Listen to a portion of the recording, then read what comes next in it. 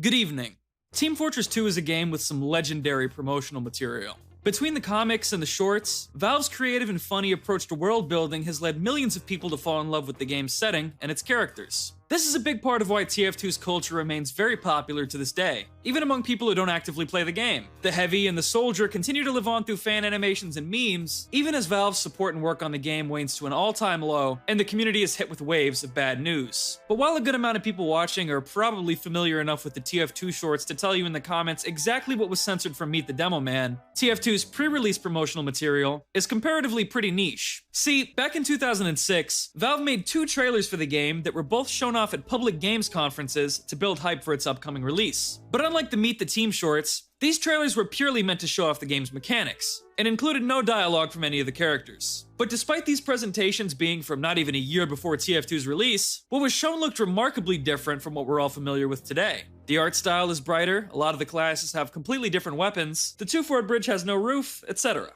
So, why were these trailers so weird? Well, as you could probably guess, the answer is that TF2 as we know it went through a lot of changes throughout its development. Even after Valve decided on a cartoony spy tech game instead of the alien or military prototypes they'd originally drafted, there were still a lot of things that changed about the game's design, even in the very last year before its release. And for a very long time, in fact, since the game's final launch in October 2007, there has been a huge audience of people who are fascinated with and wish that they could play this weird 2006 version of TF2. Today is those people's lucky day.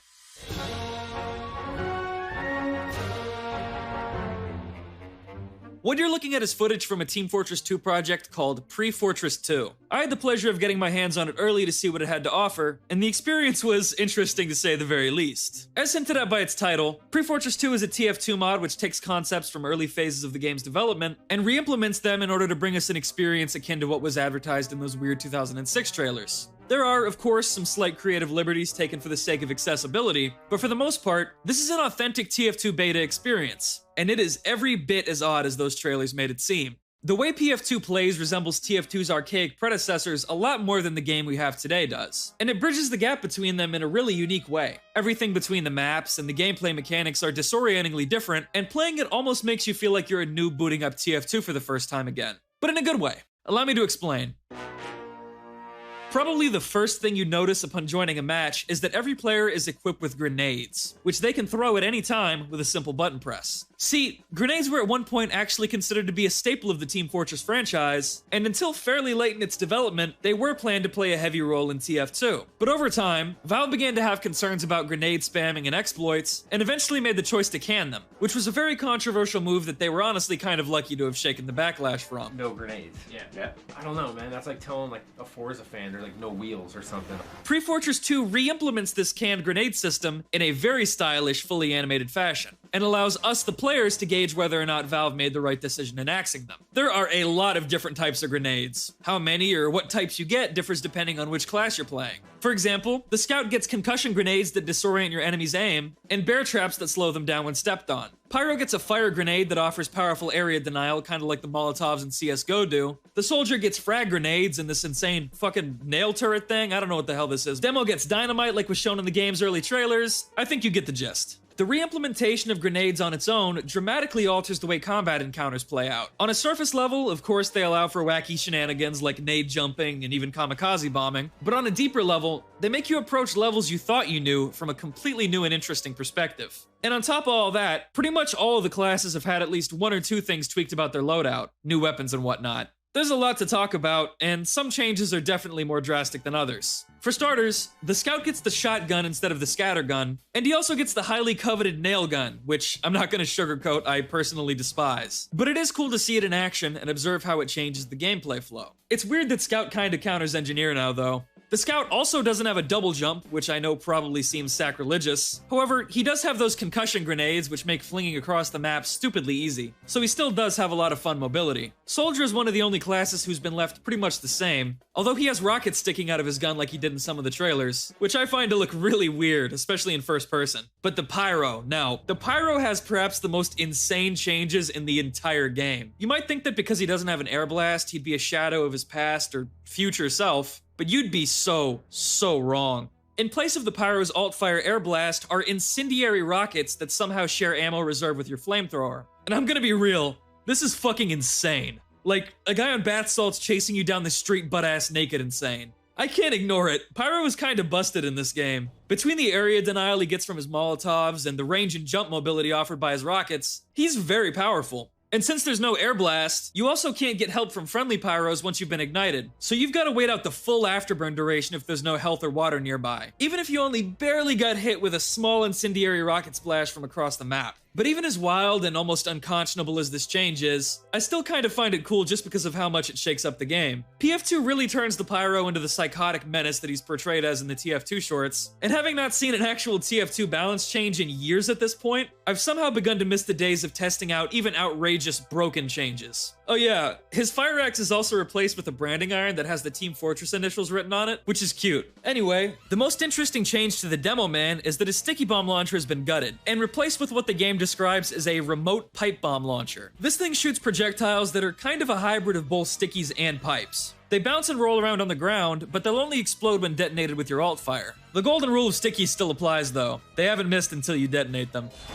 This new arsenal does make blast jumping and taking down sentries a little more difficult, but honestly, doing it with the grenades is kinda more fun anyway, so I don't really mind. The heavy is pretty much the same, though instead of his fists, he gets an actual melee weapon in the form of a big-ass lead pipe. He can throw dynamite too. Earlier in the mod's development, it was easy to blast jump with it, but it was just too ridiculous and hard to balance, so they had to nerf it. I do kinda miss it though. Weirdly enough, the engineer's entire getup is almost completely identical to how it was on launch, although his ability to move buildables has been backported despite the historical inaccuracy because, let's just face it, he kinda sucks without it. The engineer is also probably the biggest victim of PF2. He's really frustrating to play because everyone and everything can instantly destroy your nest with grenades, even other engineers. One thing that's interesting about the NG is that he can use his wrench to repair a teammate's armor, which is kind of fitting since he's the class with responsibilities. Some of his buildings also look different, but overall, him, the soldier, and the heavy are probably the classes that most closely resemble their modern day iteration. But moving on to the medic, now he is pretty interesting. Instead of a needle gun, the medic gets a combat SMG,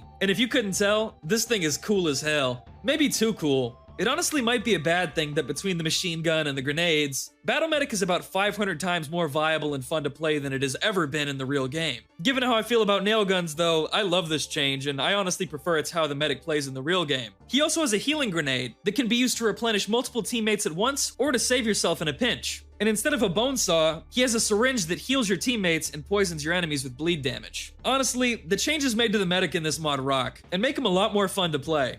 I know one of TF2's design principles seemed to have been avoid giving classes generic weapons at all cost, but I'll take this combat SMG over the Crusader's crossbow any day. Speaking of SMGs, the Sniper's is still exactly the same, although his primary rifle behaves like the one in Team Fortress Classic, or the Classic from TF2. Since what slows you down is using the red dot and not the scoping, you can run around scoped in at full speed, which I think looks pretty funny. He also has a club instead of a machete for some reason. He is on his Neanderthal shit. And last but not least, the Spy, who gets both a cool James Bond-looking reskin of his revolver and the highly coveted tranquilizer gun. The tranq gun disorients the mouse sensitivity of and slows down whoever it hits, so you can weaken and confuse an enemy with the tranq gun and then finish him off with the revolver for a quick combo. And just like the Pyro, the Spy gets area denial, but in the form of a gas grenade. As cool as it is to rock out with this extended Spy set, the fact that the weapon select order is all changed around really disorients me when playing as him. Now, with most of the intricate gameplay stuff out of the way, I want to talk about the game's levels, because I have quite a lot to say about them as well. Not counting the training course, Pre-Fortress comes with 13 maps, which, as you'd probably expect, are all from pretty early in TF's lifespan. A good amount of them have been altered to resemble the game's concept art and early visuals more, which is pretty charming. And some have even had their layout reverted to weird early versions from the game's development that are really trippy to explore. Check out Dust Bowl, just how you remembered it. And 2-Fort too. There's also an early version of the map Badlands, which is based more heavily on its design from TFC. Gotta say, what TF2 did to this map was nothing short of a miracle. This really is a nightmare to traverse, but I'm glad they included it. It's pretty cool. Oh yeah, and this game's rendition of Gold Rush is just flat out bizarre. Apart from some standard visual changes, the first two areas seem relatively untouched. But when you get to the last stage, right at the main choke point, the map suddenly starts to look a hell of a lot like Badwater. Apparently, Badwater's latter half was originally designed as the last stage of Gold Rush, and here we get to see how that would have turned out. It's very weird. Despite the map being released in 2017, PF2 also includes Powerhouse, because its development technically started in 2007 as a sister map to Hydro. I personally think Powerhouse kinda sucks, but apparently there's plans to redo its visuals just like the other maps, so that should be interesting to see. But my personal favorite map in the game is Crossover, which is an old TFC level remade from scratch and transformed into the game's only King of the Hill map. Crossover is beautiful, and I honestly think it might exemplify the vibe carried from early TF2 concept art more than any of the game's actual maps. It's also really fun. As someone who's a big fan of King of the Hill, I honestly wouldn't mind seeing Crossover in the real game. It's that well done. TF2's art style differed from its concept art pretty heavily on launch, and is even less recognizable now, so I think it's cool to see PF2 bring the game's looks back to their real roots. The changes they made to the visuals are really interesting and lead to a completely different vibe. Now, this is the part of the video where I present a clip. Is it kinda stupid to dig through Valve's 20-year-old trash can and start eating their garbage? Yes. But Pre-Fortress 2 succeeds in allowing people to experience one of the greatest FPS games of all time in an inventive new way, and provides a lot of cool historical value as well. People have been making mods to restore the game's pre-release visuals for more than a decade now, so I'm happy that people who find that era interesting, such as myself, finally have a destination to get their TF2 beta fix. It's obviously not perfect though, and playing it you definitely do start to soak in the reasoning behind why Valve made the changes they did. Like, grenades are really cool, but they also are very spammable and exploit prone. As far as I could tell, the armor system has virtually no impact on gameplay apart from being another thing for players to manage. And I'm sure there's other quirks and things people will notice and take a dislike to as they play as well. Personally, I'd say what I consider to be the biggest shortcoming of the mod, other than maybe the Pyro's power, is its small map pool. Maybe I'm just bloated and overfed from TF2's enormous decade-stretching catalog, but it's kind of disappointing to see a rotation of only 13 maps, 3 of which are just the same level in different game modes. I would love to see more classic TF maps remade as well, like maybe Avanti, Casbah, or Bananaland, I guess. Anyway, even if it isn't a totally impeccable product, Pre-Fortress 2 is free, and more than succeeds in just generally being a cool and interesting experience. Exactly like real TF2, come to think of it. So, if you're one of the hundreds of thousands of people starving for new and interesting TF2 content, slowly losing your mind, I'd for sure recommend downloading the game and giving it a try. It just might help scratch your itch a little bit. And hey, apparently a lot more content is on the way in future updates, so that's something to be excited about. But that's all I've got for today. Thanks for watching, I hope you enjoyed the video, and have a nice day. Jerking off and the dog walked in, I'm like, damn bitch, you just killed the vibe. Jerking off and the dog walked in, I'm like, damn bitch, you just killed the vibe. Damn bitch, jerking off and the dog walked in, I'm like, damn bitch, you just killed the vibe. Jerking off and the dog walked in, I'm like, damn bitch, you just killed the vibe. Got a 50-inch screen and a green leather sofa, jerking my shit like a dirty ass stroker. Turn the volume up with my old controller, booty in my face like a damn fruit roller. And I'm finna bust a nut, but guess what happened? Doggy walked in while I'm motherfucking jacking.